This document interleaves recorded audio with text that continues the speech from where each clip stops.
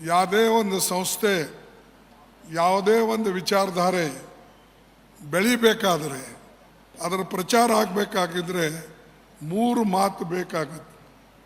3 ಮಾತಂದರೆ ಯಾವುದು? ಒಂದು, ವಿಚಾರ. ಬಸವಣ್ಣನವ್ರ ವಿಚಾರ ಎಲ್ಲರಿಗೂ ಗೊತ್ತಿದೆ. ಆದರೆ ಆ ವಿಚಾರದ ಪ್ರಚಾರ ಆಗಲಿಲ್ಲ ಅಂದರೆ ಅದು ಮನೆಯೊಳಗೆ ಉಳೀತದೆ, ಮಠದೊಳಗೆ ಉಳೀತದೆ, ಗುರುಕುಲದಲ್ಲೇ ಉಳೀತದೆ. ಅದರ ಪ್ರಚಾರ ಆಗಬೇಕು. ಅದಕ್ಕಾಗಿ ವಿಚಾರ, ಅಂಬೇಡ್ಕರ್ ಹೇಳಿದ್ದು ಆಚಾರ, ಅಂದರೆ ಅದು ಅನುಷ್ಠಾನದಲ್ಲಿ ತರಬೇಕು. ನೀವು ಅನುಷ್ಠಾನದಲ್ಲಿ ತರದೇ ಹೋಗಿ ಬರೀ ಮೇಲಿನ ಮಾತಿಗೆ ಎಲ್ಲರೂ ಹೇಳ್ಕೊಂಡು ಹೋದರೆ ದೇಶದ ಉದ್ಧಾರ ಆಗೋದಿಲ್ಲ, ಸಮಾಜದ ಉದ್ಧಾರ ಆಗೋದಿಲ್ಲ, ನಮ್ಮ ದೇಶದಲ್ಲಿ ಸಮಾನತೆಯೂ ಬರೋದಿಲ್ಲ. ಅದಕ್ಕೆ ಅಂಬೇಡ್ಕರ್ ಹೇಳಿದ್ದು ವಿಚಾರ, ಆಚಾರ, ಇದು ಆದಮೇಲೆ ಪ್ರಚಾರ. ಪ್ರಚಾರ ಬಹಳ ಮುಖ್ಯ. ಇದು ಎಲ್ಲ ಪ್ರಚಾರದ ಮಾಧ್ಯಮ. ಮತ್ತು ಪ್ರಚಾರ ಅನೇಕ ಜಂಗಮರು, ಸ್ವಾಮಿಗಳು, ಮಠದವರು, ವಿಚಾರವಂತರು ಇವರು ಪ್ರಚಾರ ಮಾಡ್ತಾರೆ. ಇವರು ಪ್ರಚಾರ ಮಾಡಿದ್ದ ವಿಚಾರಗಳು ಇಡೀ ದೇಶದಲ್ಲೇ ಅಸ್ತಿತ್ವದಲ್ಲಿರ್ತವೆ, ಪ್ರಪಂಚದಲ್ಲಿ ಅಸ್ತಿತ್ವದಲ್ಲಿರ್ತವೆ. ಅದಕ್ಕೆ ಈ 3 ಮಾತನ್ನು ನಾವು ನೆನಪಿಡಬೇಕು. ನಮ್ಮ ವಿಚಾರಗಳು ಚೆನ್ನಾಗಿರಬೇಕು, ನಮ್ಮ ಆಚರಣೆ ಚೆನ್ನಾಗಿರಬೇಕು, ಮತ್ತು ಅದರ ಪ್ರಚಾರವು ಕೂಡ ನಾವು ಮಾಡಬೇಕು. ಅದಕ್ಕಾಗಿ ಈ 3 ಮಾತನ್ನು ನಾನು ಯಾಕೆ ಹೇಳ್ತಾ ಇದ್ದೀನಿ ಅಂದರೆ, ಭಾಳಷ್ಟು ಜನ ಮಾತಾಡ್ತಾರೆ, ಆದರೆ ಅನುಷ್ಠಾನದಲ್ಲಿ ತರೋದಿಲ್ಲ, ಅದನ್ನು ಅಸ್ತಿತ್ವದಲ್ಲಿ ತರೋದಿಲ್ಲ. ಆದರೆ ಹೇಗೆ ಉದ್ಧಾರ ಆಗ್ತದೆ? ಈಗ ಅನೇಕ ಧರ್ಮಗಳು ನೀವು ನೋಡಿ, ಅನೇಕ ಧರ್ಮಗಳು ಜೀರೋಲಿಂದ ಸ್ಟಾರ್ಟ್ ಆಗಿ ಈ ದೇಶದಲ್ಲಿ ಕೋಟ್ಯಾಂತರ ಜನಸಂಖ್ಯೆ ಆಗಿದೆ.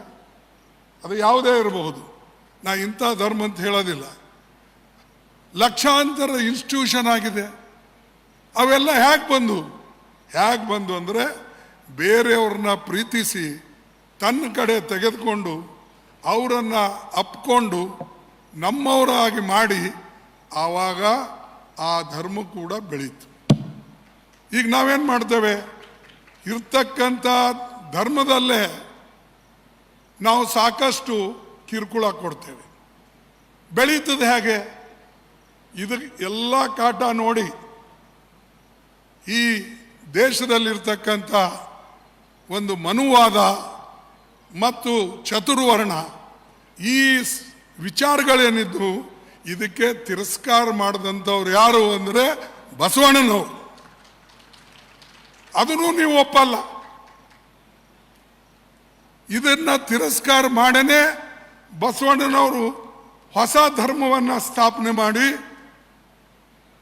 ಎಲ್ಲರಿಗೆ ಒಕ್ಕಟ್ಟು ಮಾಡಿ ಎಲ್ಲ ಜಾತಿಗಳಿಗೆ ಒಂದು ಕಡೆ ಸೇರಿಸಿ ಅನುಭವ ಮಂಟಪ ಮಾಡಿ, ಅನುಭವ ಮಂಟಪದಲ್ಲಿ ಎಲ್ಲ ಜಾತಿಯವ್ರನ್ನ ಒಂದು ಕಡೆ ಸೇರಿಸಿ ಹೆಂಗೆ ಪಾರ್ಲಿಮೆಂಟ್ ಸೇರ್ತದೋ. ಅಲ್ಲಂ ಪ್ರಭು ಯಾರು?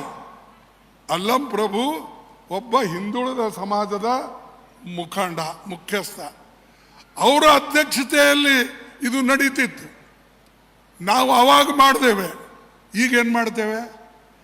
ಈಗ ನಾವೆಲ್ಲರೂ ನಾವು ನಮ್ಮವರು ಅಂತೇವೆ, ಅಥವಾ ನೀವು ಅವರವರು ಅಂತೇವೆ. ಅರೆ, ನೀವೆಲ್ಲಿವರೆಗೆ ನಾವೆಲ್ಲ ಒಂದು ಅಂತ ಅನ್ನೋದಿಲ್ಲ, ಅಲ್ಲಿವರೆಗೆ ಯಾವುದೇ ಧರ್ಮ ಬೆಳೆಯೋದಿಲ್ಲ. ಬೌದ್ಧ ಧರ್ಮ ಇಲ್ಲಿ ಬಹಳ ಪ್ರಚಾರದಲ್ಲಿತ್ತು. ಈ ದೇಶದಲ್ಲಿ ಈ ಎಲ್ಲಿಗೆ ಅಫ್ಘಾನಿಸ್ತಾನ್ ಹಿಡ್ಕೊಂಡು, ಕಜಕಿಸ್ತಾನ್ ಹಿಡ್ಕೊಂಡು, ಗ್ರೀಸ್ ಹಿಡ್ಕೊಂಡು, ನೇಪಾಳ ಹಿಡ್ಕೊಂಡು ಬೌದ್ಧ ಧರ್ಮ ಇತ್ತು. ಎಲ್ಲಿ ಹೋಯ್ತದು? ಯಾರು ಕಳಿಸಿದ್ರು?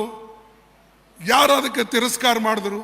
ಆದರೂ ಹೊರಗಡೆ ಇದೆ. ಇವತ್ತು ಜಪಾನ್ನಲ್ಲಿದೆ, ಚೈನಾದಲ್ಲಿದೆ, ತಿಬೆಟ್ನಲ್ಲಿದೆ, ಕಂಬೋಡಿಯಾದಲ್ಲಿದೆ, ಥೈಲ್ಯಾಂಡ್ನಲ್ಲಿದೆ, ಸಿಲೋನ್ನಲ್ಲಿದೆ, ಇನ್ನೂ ಅನೇಕ ಕಡೆ ಇದೆ. ಅಲ್ಲಿ ಇಲ್ಲಿನ ಧರ್ಮ ಬೇರೆಯವರು ಸ್ವೀಕಾರ ಮಾಡಿ ದೇಶಗಳಲ್ಲಿ ಬೌದ್ಧ ಧರ್ಮವನ್ನು ಪ್ರಚಾರ ಆಯಿತು.